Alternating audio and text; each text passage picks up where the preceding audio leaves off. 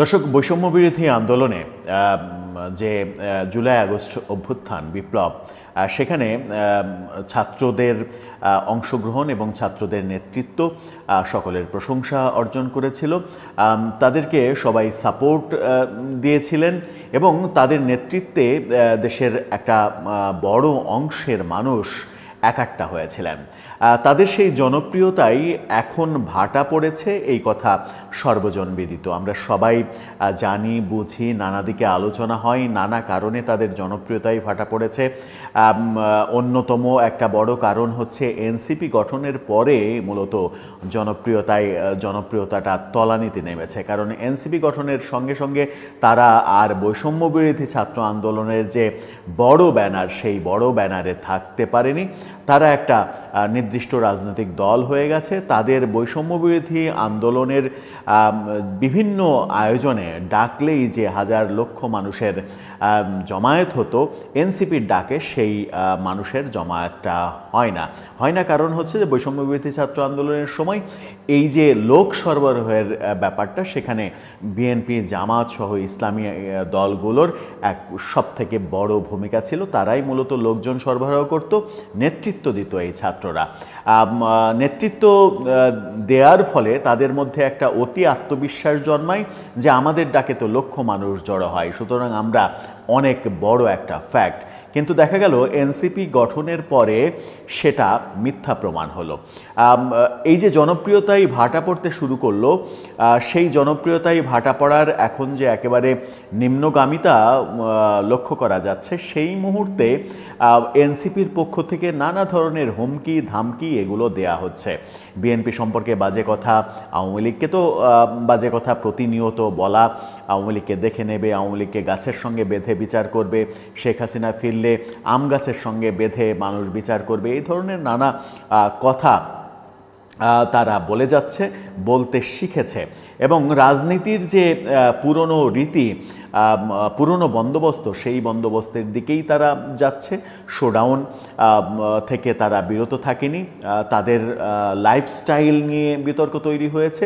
প্রতিদিন নতুন নতুন পাঞ্জাবি, দামি দামি পাঞ্জাবি, 10,000, 8,000, 12,000 টাকার পাঞ্জাবি, 2 লাখ 2.5 লাখ টাকা দামের ফোন, কোটি টাকার গাড়ি, এগুলো কোত্থেকে আসছে, এই প্রশ্নগুলো উঠেছে। এই প্রশ্নগুলোর মাঝেই জুলাই আন্দোলনের যে 1 বছর পূর্তি, সেই 1 বছর পূর্তি উপলক্ষে এনসিপি সারা দেশে গণসংযোগ করছে। গণসংযোগের ভেতরেই বিভিন্ন জায়গায়, বিভিন্ন জেলায় গিয়ে নানা রকমের বিতর্কিত কথাও তাদেরকে বলতে শুনছি। এবার একটা ভালো কথা বলেছেন নাহিদ ইসলাম, কিন্তু ভালো কথা বিশ্লেষণ করলে আদতে কি দাঁড়ায় সেটাও একটা বড় বিষয়। গতকালকে রাজশাহীতে তারা সফর করেছিল। সেখানে হাসনাত আবদুল্লাহকে আমরা শুনেছি যে সাংবাদিকদের, মিডিয়াকে হুমকি দিতে। সেই কাণ্ডের জায়গাতেই নাহিদ ইসলাম বলেছেন যে এর আগে গণভবন দখল করেছি, এবার সংসদ ভবন দখল করব। ব্যাপারটা পজিটিভলি দেখলে তার যারা সমর্থক তারা হয়তো পজিটিভলি দেখবেন যে সংসদে তারা জায়গা করে নেবেন। কিন্তু ল্যাঙ্গুয়েজটা একটু খেয়াল করলেই বোঝা যায় যে এর আগে গণভবন দখল করেছি, এবার সংসদ ভবন দখল করব। ল্যাঙ্গুয়েজের মধ্যে শতভাগ নেগেটিভিটি পরিলক্ষিত হয়, কিন্তু তাদের উদ্দেশ্য কি? নেগেটিভভাবে দখল করা, নাকি উদ্দেশ্য ভোটের মাধ্যমে নির্বাচিত হয়ে সংসদ সদস্য হিসেবে যাওয়া কিংবা সরকার পরিচালনা করা? আমার মনে হয় দ্বিতীয়টাই উদ্দেশ্য। কিন্তু এই যে ল্যাঙ্গুয়েজের ব্যবহার, ভাষার ব্যবহার, যেমন হাসনাত আবদুল্লাহ, আজকেই সামাজিক যোগাযোগ মাধ্যমে প্রচুর লেখালেখি হচ্ছে। হাসনাত আবদুল্লাহ কালকে রাজশাহীতে যে ল্যাঙ্গুয়েজে কথা বলেছেন, সাংবাদিকদের হুমকি দিয়েছেন, মিডিয়াকে হুমকি দিয়েছেন, দেখে নেবেন বলেছেন, এবং তার যে চিৎকার চেঁচামেচি, তার যে চোখের ভাষা, তার যে চোখ বড় বড় করা, অনেকটা মানে কি বলবো, ওই শব্দগুলো ব্যবহার করা ঠিক হবে না, সেই যে নেগেটিভ এক্সপ্রেশন, সেই নেগেটিভ এক্সপ্রেশন পরিহার করার আহ্বানও অনেকে জানিয়েছেন। বলেছেন যে শালীনতার মধ্য থেকে রাগ দেখাতে শিখতে হবে, নতুবা রাজনীতি করা যাবে না। রাজনীতির মাঠে গিয়ে যদি এই ধরনের নেগেটিভ রাগ দেখায় এবং ফেসিয়াল এক্সপ্রেশন যদি এরকম হয়, তাহলে অস্বাভাবিক মানুষ মনে হবে, যেটা কারো কাছেই কাম্য নয়। বিশেষ করে বৈষম্য বিরোধী আন্দোলনের এই নেতৃত্বের প্রতি যাদের শ্রদ্ধা রয়েছে, আমরা যারা শ্রদ্ধা করতে চাই, ভালোবাসতে চাই, তারা দারুণভাবে হোঁচট খাই, দারুণভাবে হতাশ হয়ে। নাহিদ ইসলাম কি বলার চেষ্টা করলেন আদতে?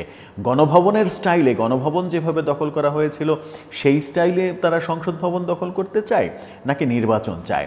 নির্বাচন আদৌ চায় কি না সেই প্রশ্ন উঠেছে, বিএনপির তরফ থেকেও সেই প্রশ্ন করা হয়েছে। সেই আলোচনাই করব এই ভিডিওতে। থাকবেন পলিটিক্স টিভির নিয়মিত আয়োজনে।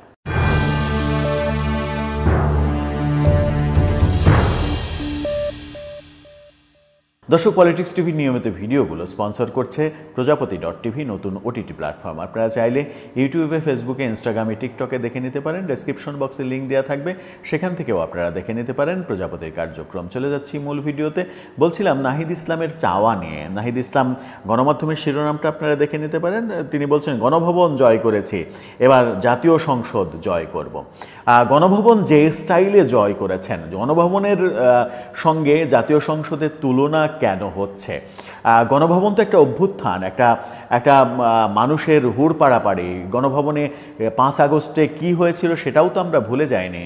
সেখানে মাছ, হাঁস, মুরগি, এমনকি শেখ হাসিনার অন্তর্বাস নিয়ে যে ধরনের নগ্ন উল্লম্ফন হয়েছে, সেগুলো তো কোনোভাবেই মানে সাপোর্ট করা যায় না।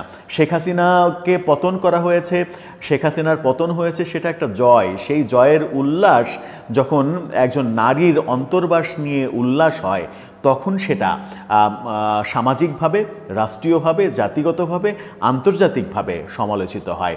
বলতে পারেন যে আপনি এই পয়েন্ট কেন ধরবেন? অবশ্যই ধরার কারণ রয়েছে। কারণ হচ্ছে যে আমরা শেখ হাসিনার পতন ঘটিয়েছি একটা ভালো বাংলাদেশের, একটা সুস্থ বাংলাদেশের প্রত্যাশায়। সেখানে তার অন্তর্বাস নিয়ে নগ্ন লাফালাফির জন্য এই কাজ করিনি। গণভবনে সেদিন যা হয়েছে, হাঁস, মুরগি, মাছ সহ আসবাবপত্র, ফ্যান, এসি, মানে কাপড় চোপড়, এমন কিছু নেই, এমন কিছু গণভবনে নেই যা চুরি হয়নি। চুরি করার জন্যই কি আমরা গণভবন জয় করেছিলাম? আর সেইভাবেই যদি সংসদ জয় করতে চাই, তাহলে বোধহয় আপনাদেরকে বেশিরভাগ মানুষই সমর্থন দেবে না। এটা একটা বড় প্রসঙ্গ। নাহিদ ইসলাম কি বলতে চাইলেন? তিনি বলতে চাইলেন, 5 আগস্ট আমাদের লক্ষ্য ছিল ফ্যাসিবাদের পতন, এবার আমাদের লক্ষ্য বাংলাদেশের পুনর্গঠন। খুবই ভালো কথা। 5 আগস্ট আমাদের লক্ষ্য ছিল গণভবন, এবার আমাদের লক্ষ্য জাতীয় সংসদ ভবন। এটাও ভালো কথা। এবার আমাদের মানে আমরা গণভবন জয় করেছি, এবার জাতীয় সংসদকেও আমরা জয় করব। গণভবনের সঙ্গে জাতীয় সংসদের তুলনার কথা বললাম, যে যদি ওই স্টাইলে হয় তাহলে সেটা ভয়াবহ ব্যাপার হবে। জাতীয় নির্বাচনে, জাতীয় সংসদে তরুণদের অভূতপূর্ব বিজয় উদযাপন হবে।